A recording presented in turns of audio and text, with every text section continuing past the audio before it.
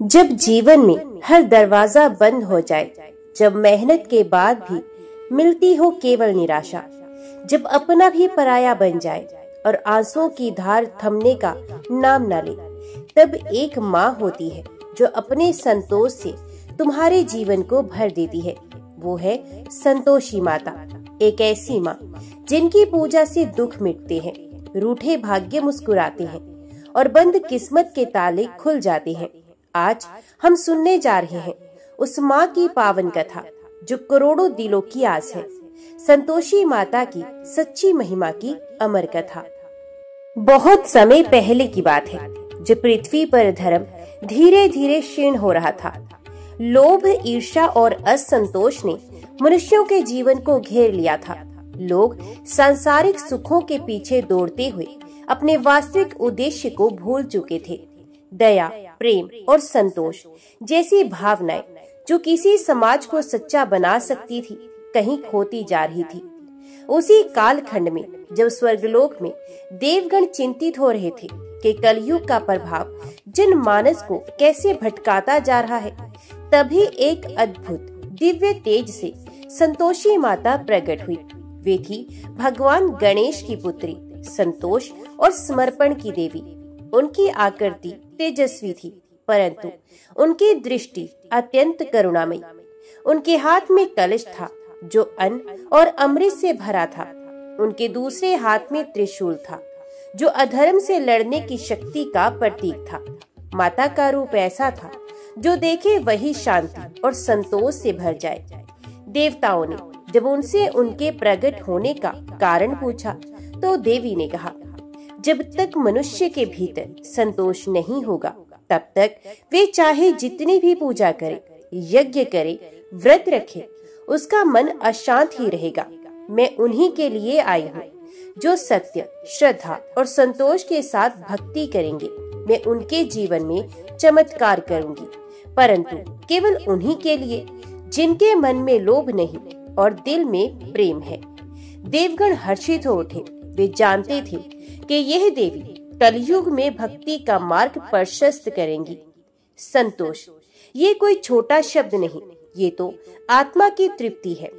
जिसे संतोष है वही सच्चा धनी है। संतोषी माता इसी तत्व की अधिष्ठात्री देवी हैं। उन्होंने व्रत और श्रद्धा के माध्यम से ये मार्ग बनाया कि कोई भी स्त्री, पुरुष या बालक बिना धन और वैभव के भी उनकी कृपा प्राप्त कर सकता है। वे ना तो सोने के आभूषणों की मांग करती हैं, ना ही 56 भोग की। उन्हें बस श्रद्धा से चना गुड़ का भोग चाहिए और मन में सच्चा संकल्प। उनका व्रत भी बहुत सरल है। हर शुक्रवार उपवास रखकर कथा सुनना और अंत में ब्राह्मण या बालकों को भोजन कराना। इतना करने से माता की कृपा अवश्य प्राप्त हो जाती है। अब हम एक ऐसे गांव की ओर चलते हैं जहां इस कथा की शुरुआत होती है। उत्तर भारत के एक हरियाली से भरे हुए छोटे से गांव धर्मपुर में, जहां लोग अब भी पुराने रीति रिवाजों का पालन करते थे। वहीं एक निर्धन परिवार रहता था, गोविंद और उसकी पत्नी राधा। गोविंद एक ईमानदार किसान था। उसके पास खेत कम थे, पर मेहनत और नेक इरादा अधिक था। उसकी पत्नी राधा अत्यंत धार्मिक और सहनशील स्त्री थी। जीवन कठिन था, पर वह हर सुबह तुलसी को जल देती, दीप जलाती और भगवान को स्मरण करती। उनकी कोई संतान नहीं थी। कई वर्षों से प्रयास करने के बाद भी राधा को मातृत्व का सुख नहीं मिला। इसके अलावा उनकी गरीबी इतनी थी कि 2 वक्त की रोटी भी किसी चमत्कार के भरोसे आती। परंतु एक बात विशेष थी, राधा का विश्वास। जब सब ओर से हताशा घेर रहती, तब भी वे यही कहती, जिस दिन सच्चे मन से कोई देवी माँ की भक्ति करूंगी, उस दिन सब कष्ट कट जाएंगे। ये वही दिन था जब संतोषी माता की कृपा इस परिवार की ओर बढ़ने लगी। एक दिन गांव में तेज बारिश हुई। गोविंद के आधे खेत बह गए, अनाज सड़ गया, खाने को कुछ नहीं बचा। राधा कई दिनों तक जलपान करके रही। गांव वाले भी अब सहायता नहीं कर पा रहे थे। घर में केवल एक मुट्ठी चना और थोड़ा सा गुड़ बचा था। तभी राधा ने पहली बार संतोषी माता के व्रत के बारे में सुना। गांव की वृद्धा दादी सरस्वती, जिनकी दृष्टि कमजोर थी पर अनुभव गहरा था, वह बोली, बिटिया, जब सब ओर से निराशा हो जाए तो संतोषी माता को पुकारो, वे जल्दी प्रसन्न होती हैं। शुक्रवार को व्रत करो, चने गुड़ से भोग लगाओ और मन में एक भी असंतोष की भावना ना लाओ। देखना, माता सब दे देंगी, सुख, संतान और सम्मान। राधा की आंखों में आशा की चमक आ गई। उसी रात उसने माता से व्रत का संकल्प लिया। शुक्रवार आया, राधा ने स्नान कर पूजा स्थान को सजाया। घर में मंदिर तो नहीं था, लेकिन मिट्टी के एक चौकी पर उसने माता की तस्वीर रखी, जिसे उसने गांव की वृद्धा से लिया था। फूल नहीं थे पर तुलसी के पत्ते थे, धूप नहीं थी पर मन की भक्ति थी। उसने वह एक मुट्ठी चना और गुड़ माता को अर्पित किया।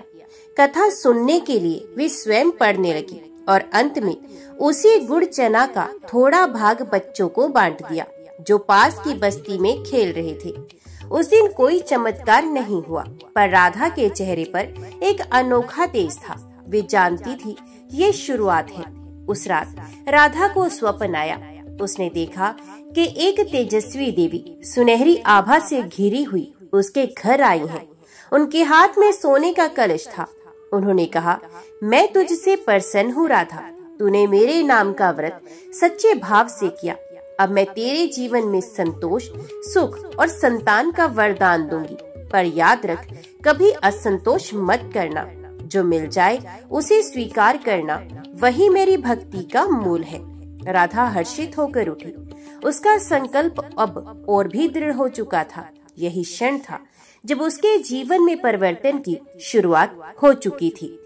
धर्मपुर गांव की गलियों में भले ही चहल पहल हो, पर गोविंद और राधा का घर एकदम शांत, सरल और साधना से भरा हुआ था। उनका छोटा सा मिट्टी का घर छप्पर से ढका था, जहाँ भीतर से अंधेरा पर मन से उजाला बसा था। वहाँ भले ही महंगे पर्दे नहीं थे, लेकिन तुलसी के सामने दीपक जरूर जलता था। गोविंद का जीवन संघर्षों से भरा था। बचपन में ही माता पिता चल बसे, भाइयों ने जमीन हड़प ली और उसे केवल 3 बीघा बंजर खेत में ही जीवन बिताना पड़ा। फिर भी वे किसी से नहीं जलता, ना किसी को दोष देता। उसके मन में यही था, जो भगवान ने दिया है वही उचित है। परंतु मेहनत जब वर्षों तक फल ना दे, तब मनुष्य टूटने लगता है। पिछले 3 वर्षों में उसने हर मौसम में कुछ न कुछ बोने की कोशिश की, कभी धान, कभी गेहूं तो कभी चना, पर या तो सूखा पड़ जाता या अति वृष्टि हो जाती।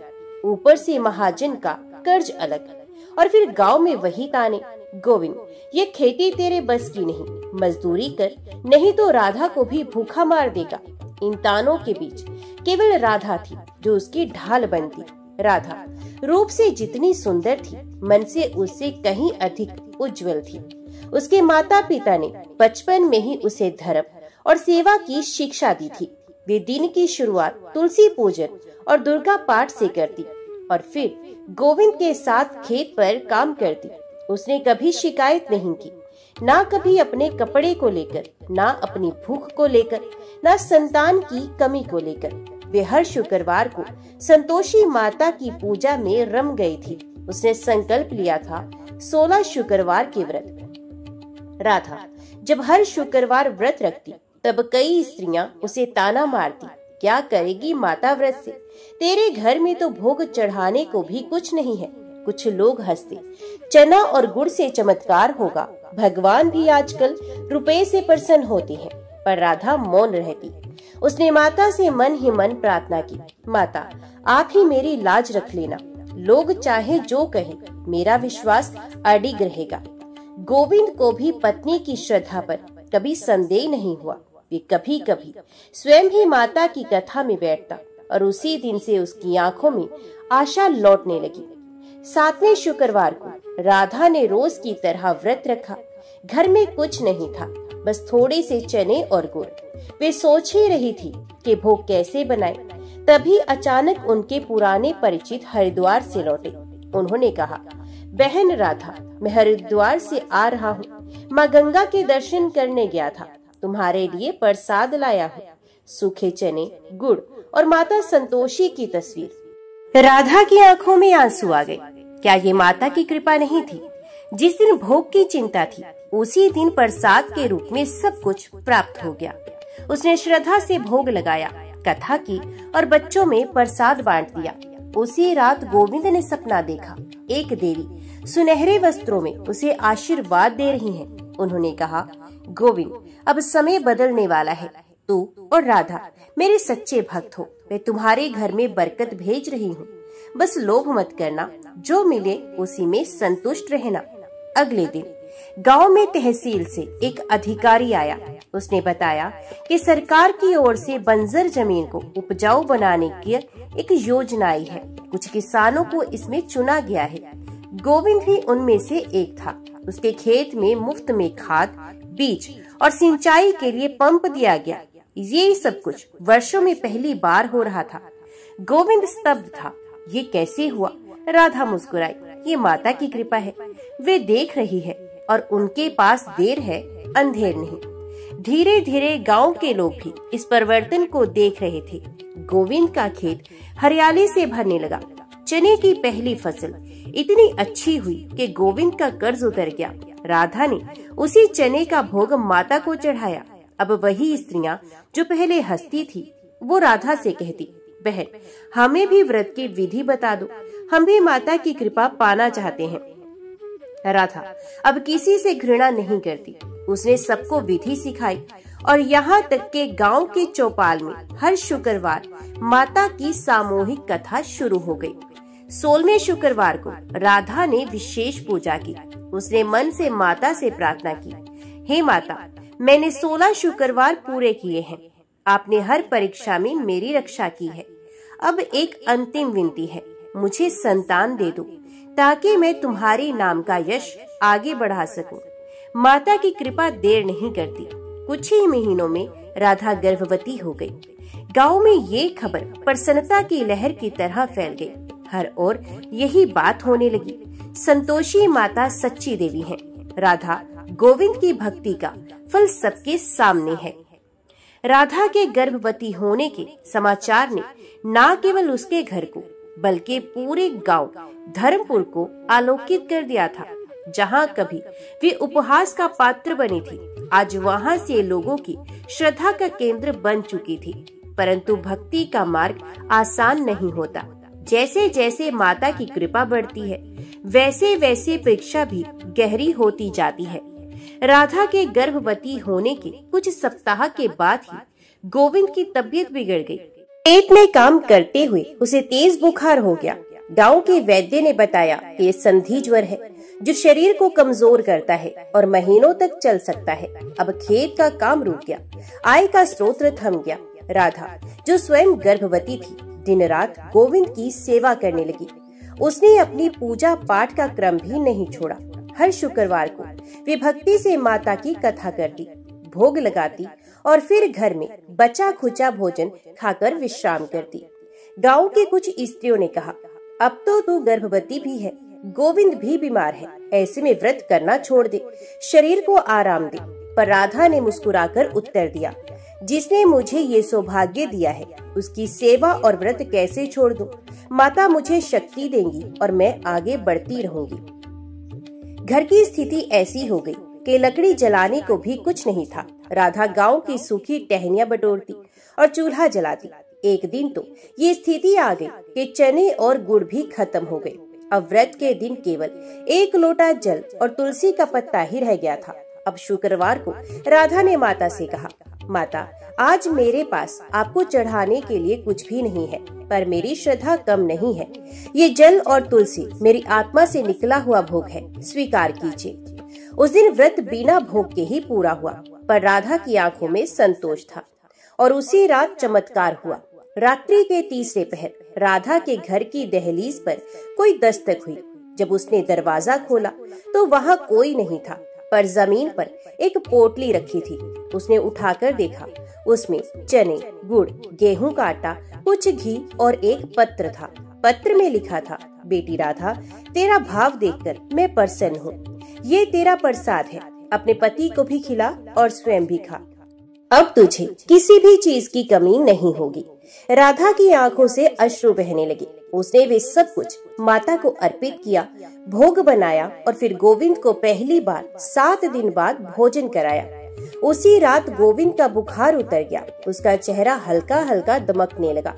राधा के गर्भ के 7वें महीने में शरीर बेहद कमजोर हो गया था।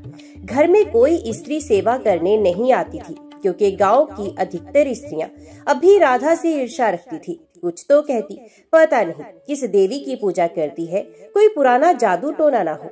कुछ पुरुष कहते, ऐसी औरतें परिवार को भ्रम में डाल देती हैं। गोविंद को भटकाकर व्रत पूजा में लगा दिया। अब देखो, बीमारी से मरते मरते बचा। राधा को ये सब सुनकर दुख होता, परंतु वे सब कुछ संतोषी माता के चरणों में समर्पित कर देती। हे माता, आप ही जानो कौन अपना है कौन पराया, मैं तो आपकी हूँ।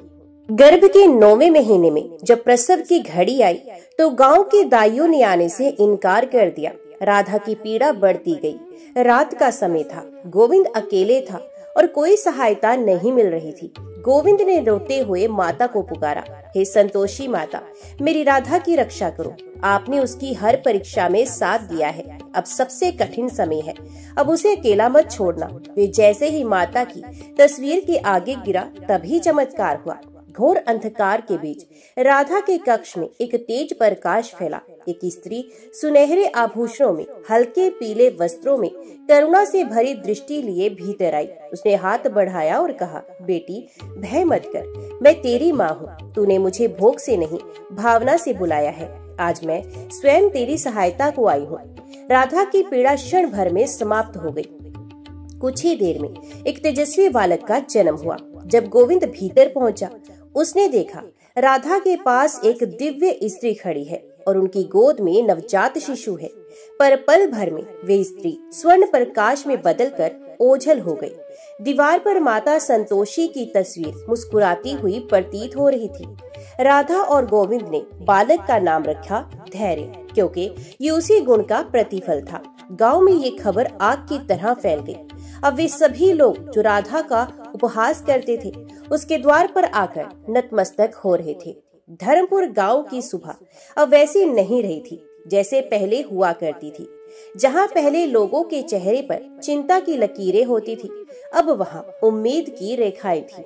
गोविंद और राधा की जीवन गाथा एक उदाहरण बन चुकी थी कि श्रद्धा, विश्वास और संतोष से कितना बड़ा परिवर्तन संभव है। राधा के पुत्र जन्म और संतोषी माता की दिव्य दर्शन की बात पूरे गांव में फैल गई। अब जो लोग राधा का व्रत और उसकी श्रद्धा का उपहास करते थे, वे चुपचाप हर शुक्रवार को उसके आंगन में आने लगे। कुछ वृद्ध महिलाएं कहती, बिटिया तू हमें भी माता की व्रत विधि बता दे, अब हमें भी संतोष चाहिए। राधा सभी को प्रेम से समझाती, उन्हें कथा सुनाती और कहती, माता किसी भोग या दिखावे से नहीं, केवल सच्चे संकल्प से प्रसन्न होती हैं। चना गुड़ का भोग और मन में संतोष, बस यही चाहिए उन्हें। एक शुक्रवार राधा ने प्रस्ताव रखा, क्यों ना हम सभी स्त्रियां मिलकर इस बार सामूहिक व्रत रखें और माता की कथा एक साथ गांव की चौपाल में सुने। गांव के बुजुर्ग और स्त्रियां सभी तैयार हो गए।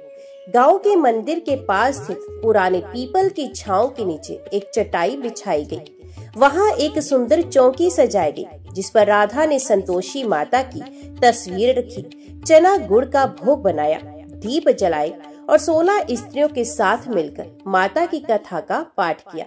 जिस वातावरण में सभी केवल दुनियादारी की बातें होती थी, अब वहाँ जय संतोषी माता की ध्वनि गूंजने लगी। कथा के दिन ही गांव के पुराने कुएं से वर्षों बाद मीठा पानी निकलने लगा।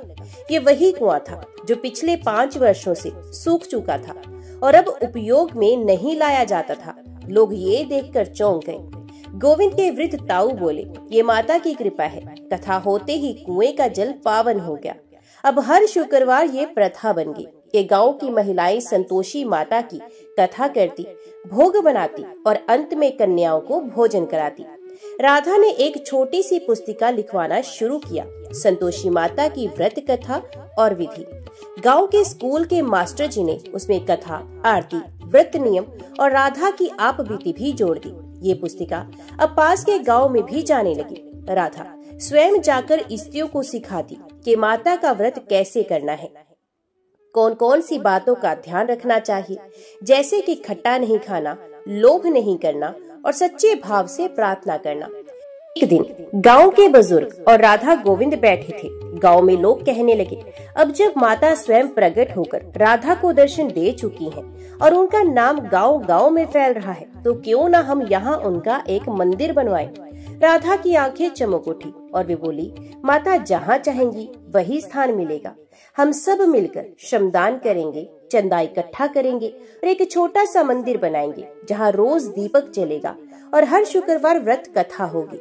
रात में राधा को स्वप्न आया, वही दिव्य माता प्रकट हुई। उनके हाथ में त्रिशूल, करुणामयी मुस्कान और चमकते नेत्र। माता बोली, बेटी मेरा स्थान उस पीपल वृक्ष के पास बनवाओ जहाँ तुमने पहली बार सामूहिक कथा की थी, वहीं मेरा वास रहेगा और जो भी वहाँ सच्चे भाव से व्रत करेगा उसे मेरी कृपा प्राप्त होगी। सुबह राधा ने ये स्वप्न सबको बताया। उसी दिन गांव की पंचायत ने तय किया मंदिर वहीं बनेगा।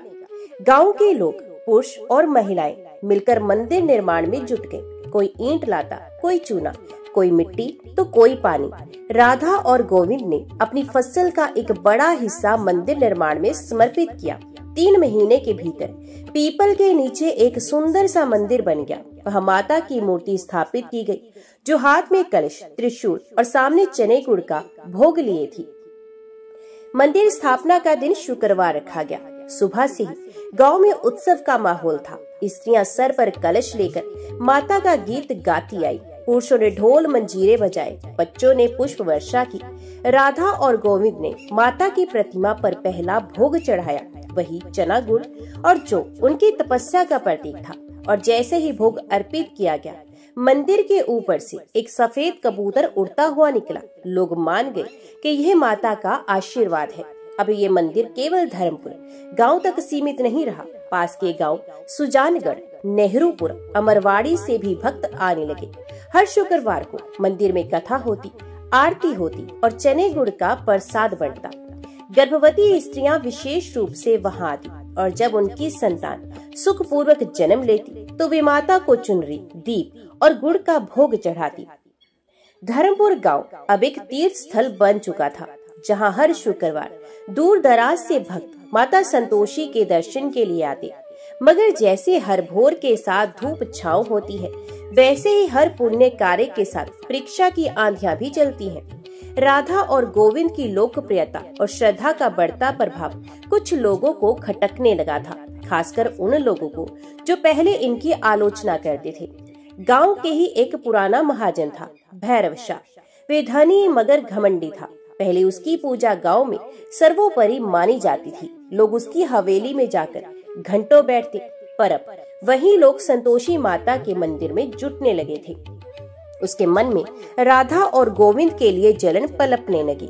ये क्या, अब गांव की एक निर्धन औरत देवी बन गई, और वे किसान जिसे हम मजदूरी के लायक भी नहीं समझते थे, वे मंदिर का कर्ता बना फिर रहा है। भैरव शाह ने सोचा, इनका प्रभाव कम करना होगा, नहीं तो मेरा सम्मान मिट्टी में मिल जाएगा। एक दिन भैरव ने गांव की सभा बुलाई और वहां पर ये घोषणा की, मेरे पास सबूत है कि राधा ने माता की मूर्ति को अपने स्वार्थ के लिए स्थापित किया है। मंदिर में चढ़ावे का धन ये लोग अपने घर में रख रहे हैं। ये सुनकर गांव में हड़कंप मच गया। कुछ पुराने जलने वाले लोग इस बात को हवा देने लगे, परंतु गोविंद और राधा मौन रहे। राधा ने कहा, यदि मैंने माता के नाम पर कुछ भी झूठ किया हो तो माता स्वयं मेरी रक्षा न करे। मैं सभा के समक्ष माता के मंदिर में शपथ लूंगी। अगले शुक्रवार पूरे गांव की उपस्थिति में राधा माता के चरणों में गई और हाथ में चना गुड़ लेकर बोली, हे माता, आपने ही मुझे संतान दी, सम्मान दिया और जीवन में प्रकाश भी दिया। यदि मैंने आपके नाम पर एक भी असत्य किया हो, इस भोग को आप अस्वीकार करना, और यदि मैं निर्दोष हूँ तो कुछ ऐसा कर देना जिससे सत्य सबके सामने आ जाए। उसने भोग अर्पित किया और फिर सभी ने देखा, मंदिर की ज्योति अपने आप तीव्र हो गई। घंटे अपने आप बज उठे और सामने रखे भोग की थाली से दिव्य प्रकाश निकला। लोग दंग रह गए। भैरव शाह कांपने लगा। वे वहीं पर गिर पड़ा और माता से क्षमा मांगने लगा। सभा के बुजुर्ग जो कभी भैरव के साथ थे अब कहने लगे, राधा केवल एक स्त्री नहीं, एक साध्वी है। उसकी श्रद्धा ने पूरे गांव को बदल दिया। हमें माता से क्षमा मांगनी चाहिए कि हमने उसके भक्तों पर शक किया। अब राधा को पूरे गांव ने माता की सेविका कहकर सम्मानित किया। उसे मंदिर की मुख्य पुजारिन बना दिया गया। राधा अब गांव के स्त्रियों के लिए एक आदर्श बन गई और वे कहती, यदि राधा जैसी कष्टों को झेलकर भी माता की भक्ति में डटी रही तो हम भी अपने जीवन की पीड़ा को भक्ति में बदल सकते हैं। अब हर शुक्रवार के व्रत के बाद राधा गांव की स्त्रियों को भक्ति, आत्म सम्मान और संयम का पाठ पढ़ाती। उसने कहा, भक्ति केवल पूजा की बात नहीं, ये जीवन को संयम से जीने का नाम है। जो संतोष रखे वही माता का सच्चा भक्त है। राधा की प्रेरणा से गांव की कई स्त्रियां अब आत्मनिर्भर बनने लगी। किसी ने घर में सिलाई का काम शुरू किया, किसी ने खेतों में जैविक खेती। राधा ने सबके साथ मिलकर एक संतोषी महिला मंडल बनाया, जिसमें हर शुक्रवार कथा के बाद महिलाएं अपने अनुभव, समस्याएं और समाधान समझा करती। राधा ने गांव के बच्चों के लिए एक छोटा पाठशाला भी शुरू करवाई, जहां भक्ति, नैतिकता और मूल्यों की शिक्षा दी जाती थी। गोविंद, जो कभी गांव के लिए केवल एक साधारण किसान था, अब एक आदर्श बन गया। उसने अपनी खेती को विकसित किया और अब अन्य किसानों को भी प्राकृतिक कृषि सिखाने लगा। वे कहता, संतोष का मतलब खेती में भी होता है। जो अपने खेत को प्रेम से सींचता है, उसी में बरकत आती है। उसका बेटा धैर्य भी अब बड़ा हो रहा था। माता के भजन गाता और राधा की भक्ति में मगन रहता। राधा की सच्चाई, गोविंद की मेहनत और माता की कृपा अब गांव से निकलकर आसपास के जिलों में पहुंच चुकी थी। राज्य स्तर पर भी खबर बनी। एक स्त्री की भक्ति ने बदला गांव का भाग्य। धर्मपुर बना संतोष और संस्कार का केंद्र। धर्मपुर का संतोषी माता मंदिर अब केवल एक पूजा स्थल नहीं, बल्कि श्रद्धा, भक्ति और विश्वास का प्रतीक बन चुका था। शुक्रवार के दिन तो जैसे मेला लगता और वहां उपस्थित हर भक्त के जीवन में माता कोई ना कोई चमत्कार अवश्य करती। राधा अब केवल मंदिर की पुजारन नहीं, बल्कि माता की सजीव प्रेरणा बन चुकी थी। उन्होंने जो व्रत किया वही अब सैकड़ों महिलाएं कर रही थी और सभी अपने जीवन में अद्भुत परिवर्तन अनुभव कर रही थी। एक गांव की महिला थी गीता, विधवा और 2 बच्चों की माँ। उसके पास न घर था न रोजगार। वे दूसरों के घरों में काम कर अपने बच्चों का पेट पालती थी। एक दिन वे राधा से मिलने मंदिर आई और बोली, बहन, मैं अब थक गई हूँ, माता की शरण में आई हूँ, क्या वो मुझे भी अपनाएंगी? राधा ने मुस्कुराकर कहा, माता भेद नहीं करती, उन्हें केवल भावना चाहिए। तू सच्चे मन से व्रत रख, देखना माता तुझे न केवल अन्न देंगी बल्कि आत्म सम्मान भी देंगी। गीता ने 16 शुक्रवार का व्रत शुरू कर दिया। हर शुक्रवार वे अपने हाथों से कुछ चने गुड़ जुटा लाती, भोग लगाती और मंदिर की सीढ़ियां धो देती। गांव के कुछ लोग उसका मजाक उड़ाते, अब ये भी देवी बन गई, पर गीता डटी रही। 11वें शुक्रवार को उसे एक महिला ने अपने घर सिलाई का काम देने का प्रस्ताव दिया। धीरे धीरे काम बढ़ा और 16वें व्रत तक उसने अपने घर में एक छोटा सा कपड़ा बुनाई का केंद्र खोल दिया। उसका बेटा स्कूल में अव्वल आने लगा और बेटी को सरकारी छात्रवृत्ति मिल गई। गीता हर शुक्रवार माता के मंदिर में भक्तों के लिए भोग बनाती और कहती है, माता ने मुझे सम्मान दिया और अब मैं दूसरों को वही सम्मान बांट रही हूँ। पड़ोसी गांव नेहरूपुर में एक 10 वर्षीय बालक रोहित, जो जन्म से ही दृष्टिहीन था, उसकी माता ने संतोषी माता का व्रत करना शुरू कर दिया। उसकी एक ही प्रार्थना थी, हे माता, मेरे पुत्र को संसार का दर्शन करा दो। वे भी सूरज देखे, फूल देखे और आपकी मूर्ति को नमन करे। 14 शुक्रवार तक कुछ नहीं बदला, पर 15वें शुक्रवार की रात जब रोहित की माँ के पास बैठा रोहित माता की आरती सुन रहा था, तब अचानक वे बोला, माँ, दीपक जल रहा है ना? आपकी साड़ी हरी है ना? माँ कांप उठी। वे रोहित को पकड़कर मंदिर में ले गए, जहाँ सभी स्तब्ध रह गए। रोहित अब देख सकता था। ये घटना पूरे क्षेत्र में माता की कृपा का प्रतीक बन गई। माता के मंदिर में दृष्टिहीनों की भीड़ लगने लगी। एक किसान सुदामा, जिसका खेत वर्षों से विवाद में फंसा था, वे भी माता की शरण में आया। उसके केस की सुनवाई एक बार फिर टल चुकी थी और वे हताश था। राधा ने उसे कहा, तू व्रत रख और अपने विरोधी को कोसने के बजाय उसके लिए भी माता से बुद्धि की प्रार्थना कर। सुदामा को ये बात अजीब लगी, पर उसने वही किया। शुक्रवार व्रत करता रहा।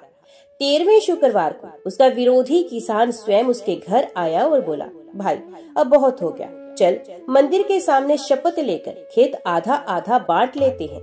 माता सब देखती है। दोनों ने मंदिर में जाकर भूमि का समाधान कर लिया। राधा अब हर शुक्रवार कथा के बाद ये बात जरूर दोहराती, व्रत सच्चे मन से करना चाहिए, चाहे साधन कम हो, भोग में चना और गुड़ ही चढ़े और व्रत के दिन खट्टा ना खाया जाए।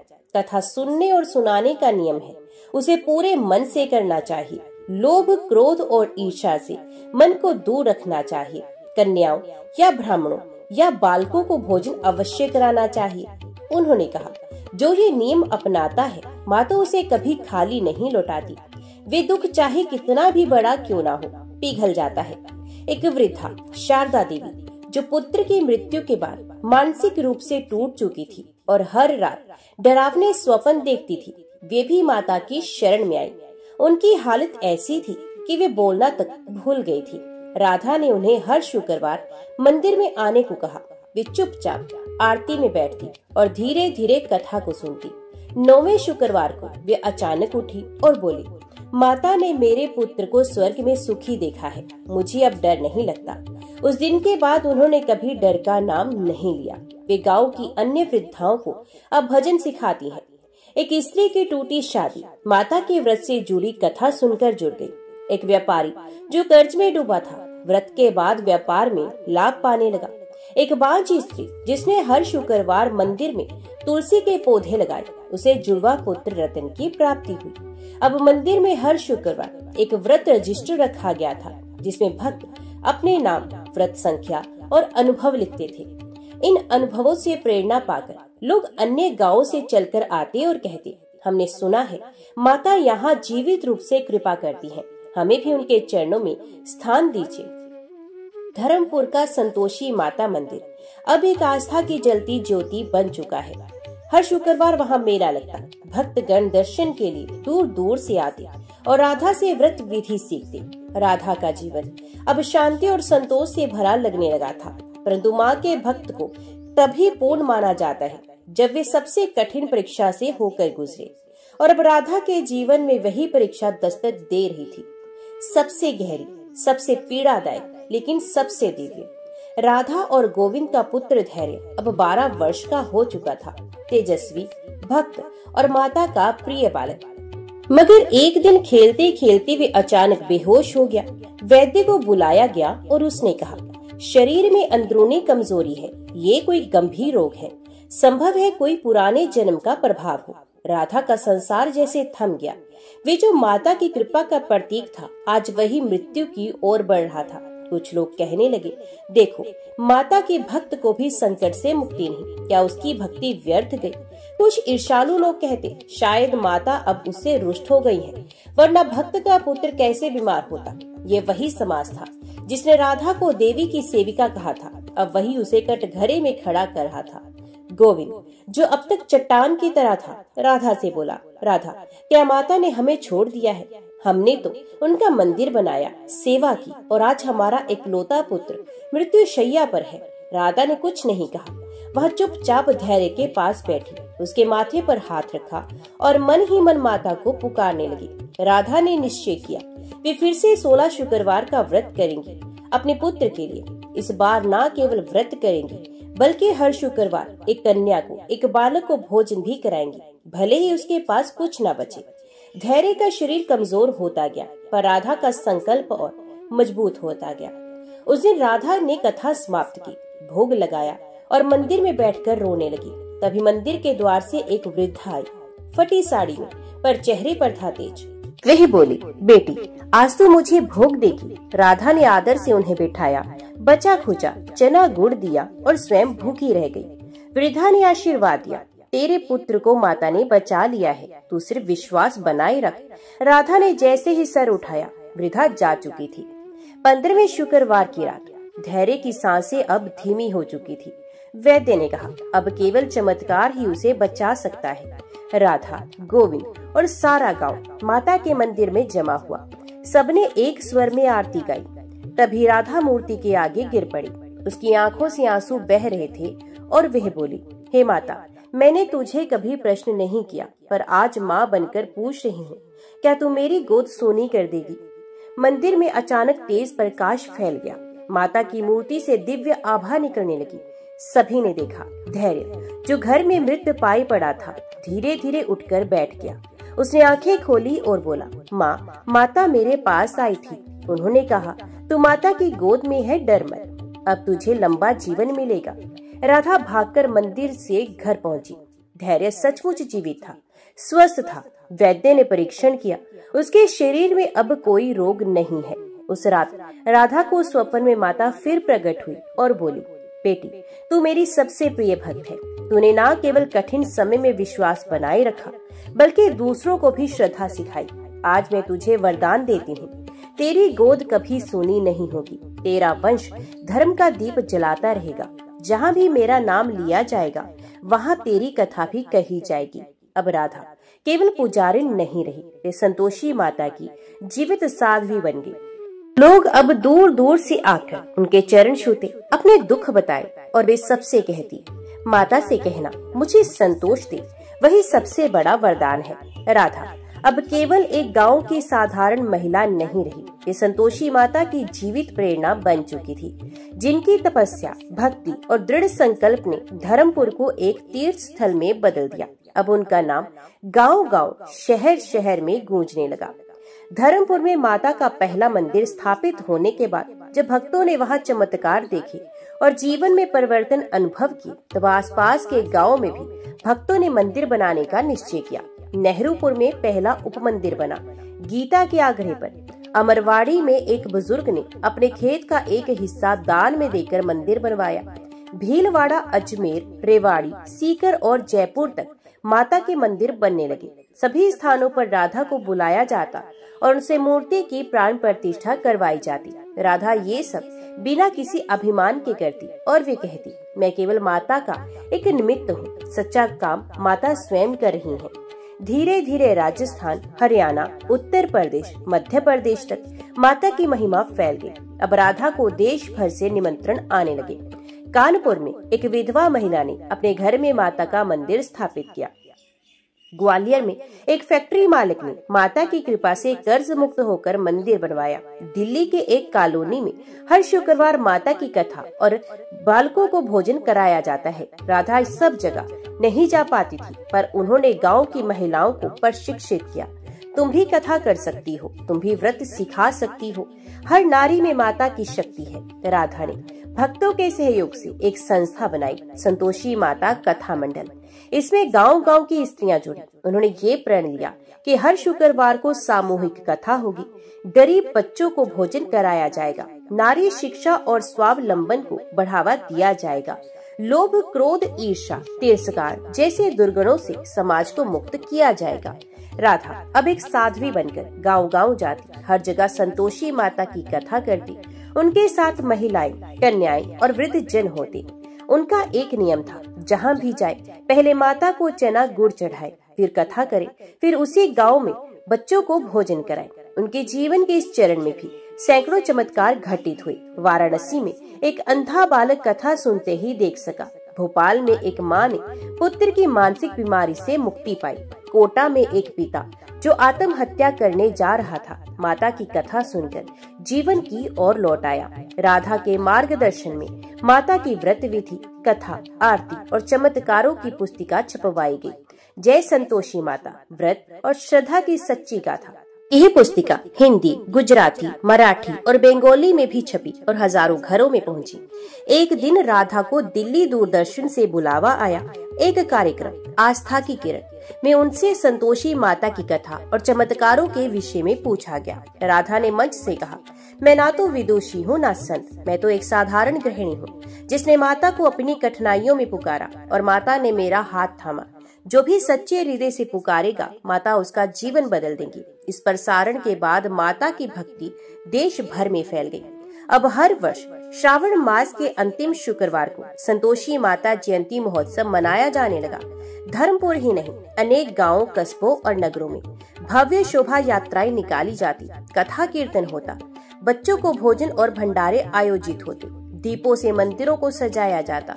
राधा की उपस्थिति ही उस महोत्सव की आत्मा होती। राधा की प्रेरणा और माता की भक्ति से समाज में सकारात्मक परिवर्तन होने लगे। कन्या भ्रूण हत्या में भारी गिरावट आई, घरेलू हिंसा की घटनाओं में सुधार हुआ, स्त्रियां आत्मनिर्भर बनी, लोभ और दिखावे की प्रवृत्तियां कम होने लगी। व्रत और संतोष की भावना से पारिवारिक संबंध सुधरने लगे। राधा एक बार मंच पर बोली, संतोष का अर्थ है जो है उसे ईश्वर की कृपा मानकर स्वीकार करना और उसे प्रेम पूर्वक बांटना। माता की कृपा तब ही आती है जब हम माँ मुझे जो चाहिए वो दो की जगह कहते हैं, माँ जो तूने दिया है उसी में मुझे संतोष दो। संतोषी माता की भक्ति अब देश के कोने कोने में फैल चुकी थी। हर शुक्रवार माता के मंदिरों में आरती होती, कथा होती, बच्चों को भोजन कराया जाता और इस आंदोलन की प्रेरणा थी राधा। राधा अब वृद्ध हो चली थी, उनके बाल सफेद हो गए थे, लेकिन चेहरे पर आत्मिक तेज पहले से भी अधिक था। वे अब भी माता के मंदिर में हर शुक्रवार दीप जलाती, कथा कहती और भक्तों को मार्गदर्शन देती।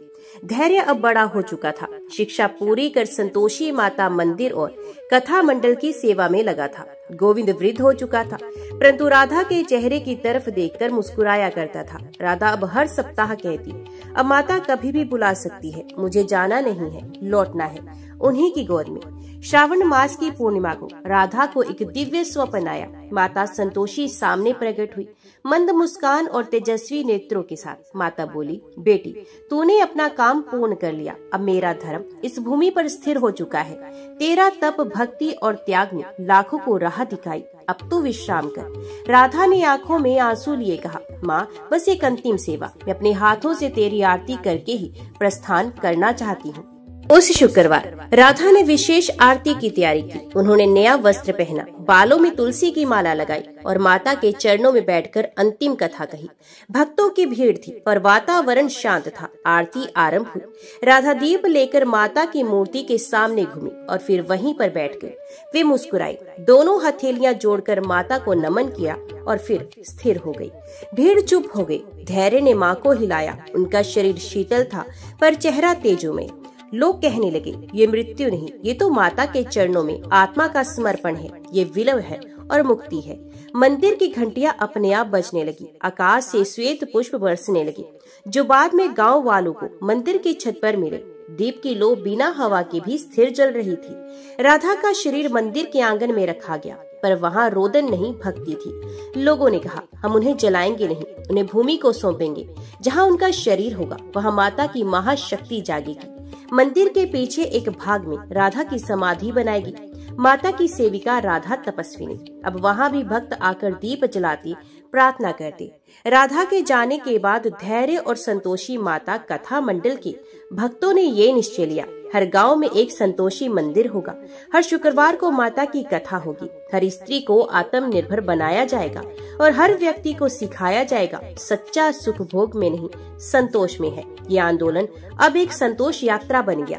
अब यह काल संतोषी युग कहलाने लगा। एक ऐसा समय जहाँ स्त्रियां श्रद्धा से संबल पाती थी, गरीब को आशा मिलती थी और भक्ति का मार्गदर्शन और दिखावे से मुक्त हो गया था।